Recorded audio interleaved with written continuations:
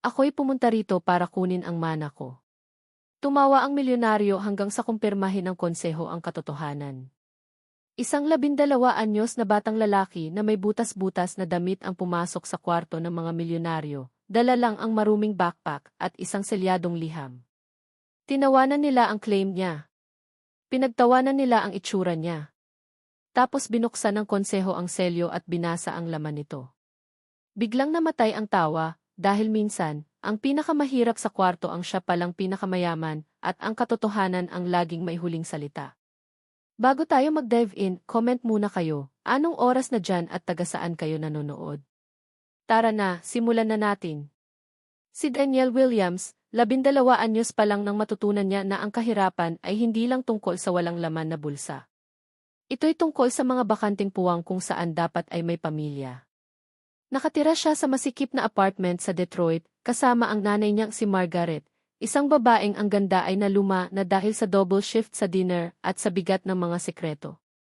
Si Margaret ang nagpalaki kay Danielle mag-isa mula pagkabata, hindi kailanman nagkwento tungkol sa tatay niya maliban sa wala na siya, at tungkol sa pamilya maliban sa tayo lang tayo. Nakaraos sila sa tips, food stamps, at pag-ibig na sobrang lakas na halos sapat na para pantapat sa lahat. Halos. Nang 10 anyo si Danielle, nagkasakit si Margaret. Umuumpisa sa ubo, tapos payat na payat, tapos ang diagnosis na sumira sa maliit nilang mundo, stage 4 lung cancer. Hindi pa man siya naninigarilyo kahit isang araw, sabi ng doktor na para bang ginagawa nitong mas madali ang kawalan ng hustisya. Sa ospital, sa isa sa huling malinaw niyang sandali, sinabi na ni Margaret kay Danielle ang katotohanan. Ang pangalan ng tatay ko ay Edward Rashford, bulong niya, mahigpit na hawak ang kamay ni Danielle. Mayaman siya, anak. Oil money mula sa Gulf. Pero nang mahulog ako sa pag-ibig sa tatay mo, isang itim na lalaking nagtatrabaho sa construction, binigyan niya ako ng ultimatum. Siya o ang pamilya. Naramdaman ni Danielle na sumikip ang dibdib niya. Pinili mo si Dad. Pinili ko ang pag-ibig, pagtama ni Margaret, tumutulo ang luha sa payat niyang pisngi. At pinili kita, kahit namatay ang tatay mo sa aksidente bago ka ipanganak. Sinabi ng sarili kong tatay, itinapon mo na ang buhay mo. Hindi na kami nag-usap sa loob ng 13 taon. Pero Danielle, abot niya sa ilalim ng unan ang nanginginig na kamay, kinuha ang selyadong sobre na may pulang wax stamp. 6 na buwan na ang nakalipas, may abogado na nakahanap sa akin. Sinabi na si Edward ay namamatay na. Sinabi na matagal na siyang naghahanap sa atin, pero sobrang yabang niya para mag-hire ng investigators hanggang huli na. Nakita mo ba siya? Tanong ni Danielle, halo-halong pag-asa at sakit sa boses. Hindi, umiyak si Margaret. Sakit na ako noon at galit. Sobrang galit sa mga taong nawala sa atin. Pero ipinadala niya to, sinabi niya, kung may mangyari sa akin, ibigay mo to kapag sapat na ang edad niya. May inayos siya, Danielle. May inayos para alagaan ka. 2 buwan pagkatapos, namatay si Margaret Williams habang hawak ni Danielle ang kamay niya, binubulong na patawarin niya ito sa lahat ng bagay na iniisip niyang kabiguan. Ginugol ni Danielle ang susunod na 2 taon sa foster care. Nakatago ang sobre sa kanyang sira-sirang backpack, yung parehong backpack na ginamit ng nanay niya sa trabaho, ngayon puno ng lahat ng ari-arian niya. Lumipat siya sa 3 iba't ibang tahanan, bawat isa'y paalala na wala siyang lugar kahit saan. Hanggang sa umaga ng kanyang ika-negatibo 12 kaarawan ng buksan ni Danielle ang sobre. Sa loob, liham na eleganteng sulat kamay, dead sample sa selyadong vial, address ng Wellington and Associates sa New York City, at bus ticket na para sa araw na iyon mismo, parang alam ng lolo niya kung kailan siya handa. Nagsimula ang liham, mahal kong Danielle, hindi ko alam kung mapapatawad mo ba ako sa pagpili ko ng pride kaysa pag-ibig, pero ipinapakiusap ko na tanggapin mo ang pagkakataong hindi ko na ibigay sa nanay mo. Binasa niya ito ng 17 beses bago sumakay ng bus mag-isa, dala ang lahat ng pag-aari sa backpack na puno ng mansa mula sa dinner shifts ng nanay niya. 14 na oras ang biyahe mula Detroit papuntang New York. Nakaupo si Danielle sa likod, mahigpit na yakap ang backpack. Tuwing ipinipikit niya ang mata, nakikita niya ang mukha ng nanay sa ospital, naririnig ang bulong tungkol sa pamilyang iniwan niya. Pagdating sa Port Authority 6:47 ng umaga, May $23 lang siya sa bulsa at isang address. Wellington and Associates, 450 Park Avenue, 12 Gie Floor. Naglakad siya ng 43 blocks dahil may bayad ang subway. Dumaan ang mga nakasuit, hindi siya napapansin. May doorman sa entrance ng glass building. Tumingin si Danielle sa faded red t-shirt niya, sa suot na sapatos, sa maruming backpack. Hindi siya bagay dito, pero naririnig niya ang boses ng nanay. May inayos siya para sa'yo, Danielle. Excuse me, sabi ng doorman. Maaari ba akong makatulong? Kailangan ko pumunta sa 12 Gie Floor, Wellington and Associates. May appointment ka ba? Wala po, pero may ganito ako. Inilabas niya ang sobre na may pulang wax seal. Nanlaki ang mata ng doorman sa Rashford family crest. Elevator sa kaliwa mo. Sa reception, nagulat ang babaeng naka-cream suit. Maaari ba akong makatulong? Kailangan ko makita si Henry Wellington. Tungkol sa Rashford Estate. May appointment ka ba? Wala po, pero si Edward Rashford ang lolo ko. May instruction siya para sa akin. Kinuha niya ang telepono, nagbulungan ng urgent. Sandali, 2 tapos sinabi. Makikita ka ni M. Wellington. Conference Room 3, dulo ng hallway, huling pinto sa kanan. Naglakad si Danielle sa koridor na may oil paintings. Sa dulo, narinig niya ang mga boses, lalaking tumatawa. Humugot siya ng malalim na hininga at itinulak ang pinto.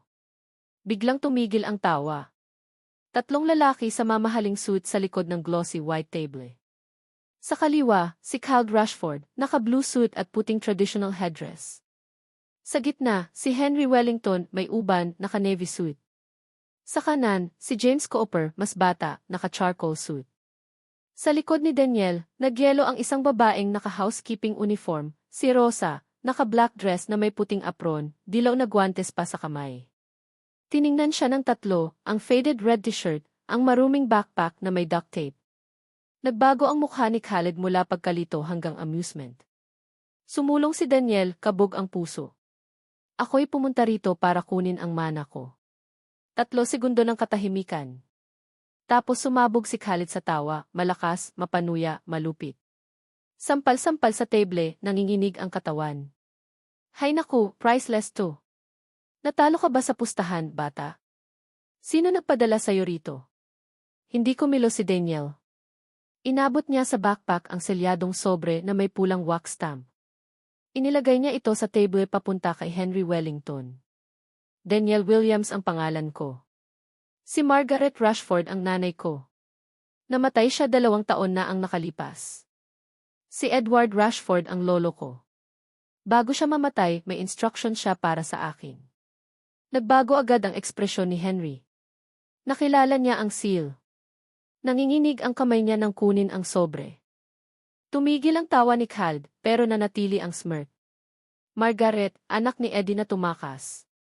Bata, kahit totoo yan, hindi mag-iiwan si Edward Rashford ng kahit 1 sentimo sa. Tumahimik ka, Khaled, matalim na sabi ni Henry. Binuksan ni Henry ang seal ng maingat. Sumandal si James para makabasa. Katahimikan sa kwarto, maliban sa kaluskos ng papel.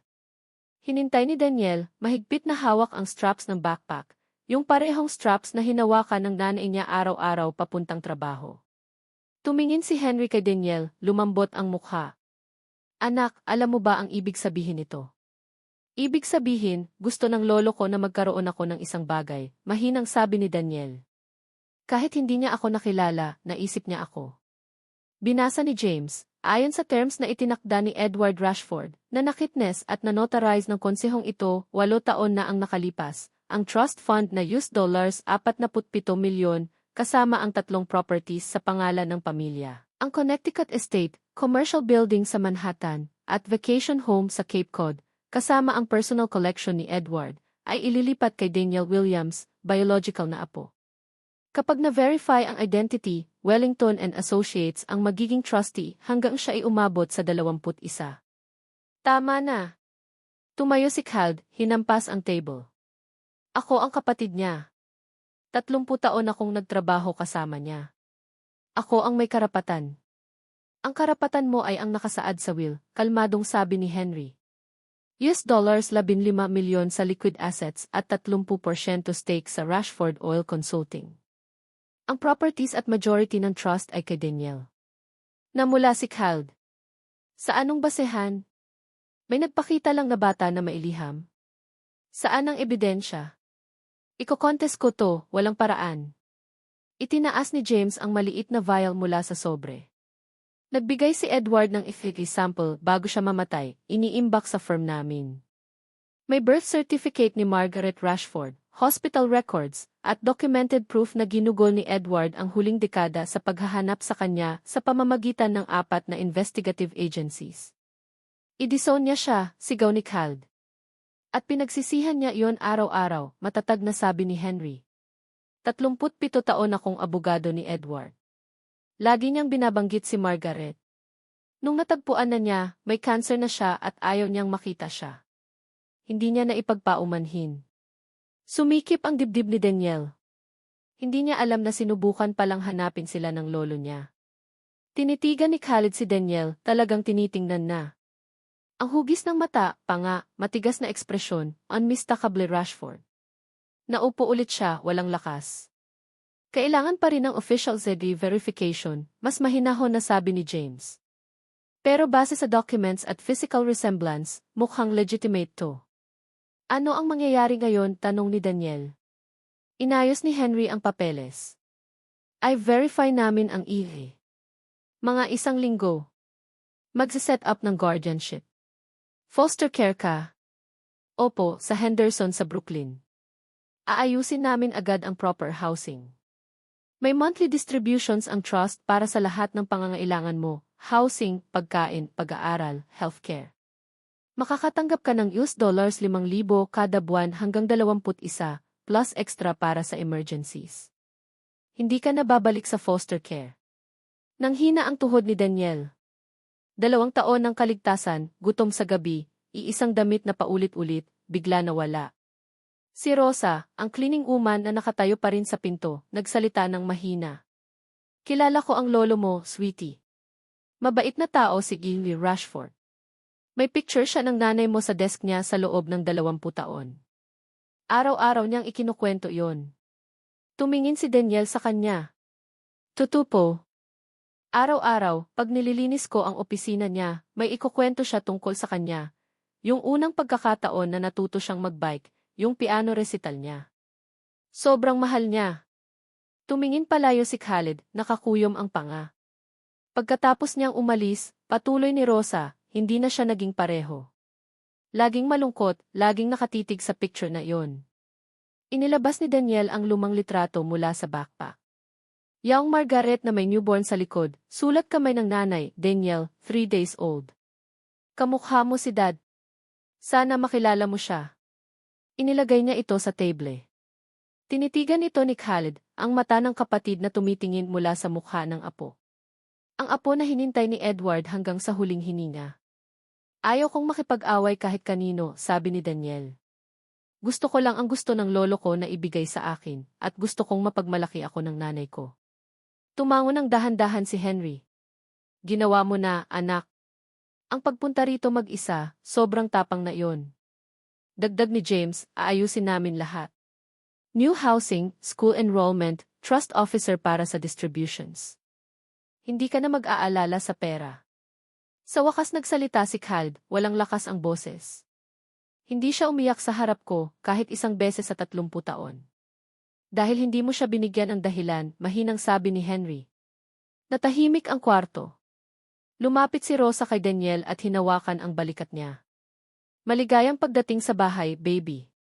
Si Daniel Williams, 12 anyos, naka-faded red t-shirt, dala ang maruming backpack na pinagdikit ng duct tape, tumango.